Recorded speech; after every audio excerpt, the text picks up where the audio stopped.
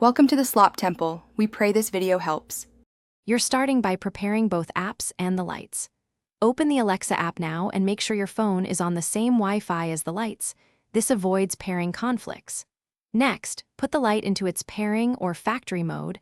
Follow the manufacturer's short button sequence so the device broadcasts.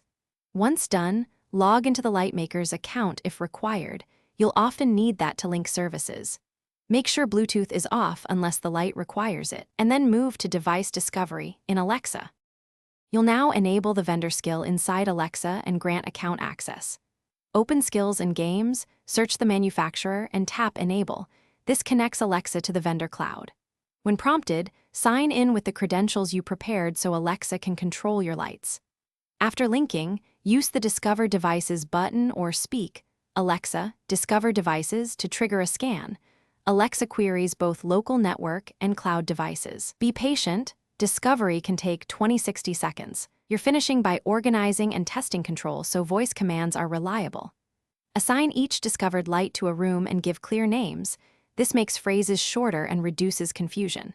Test basic commands, power, dim, color, so you confirm both Alexa and the light respond. Once confirmed, set routines or schedules if desired.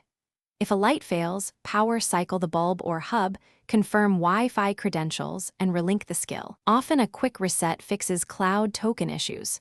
One key tip, reboot your router if many devices drop out.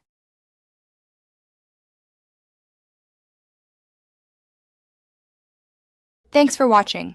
Consider subscribing if we helped you.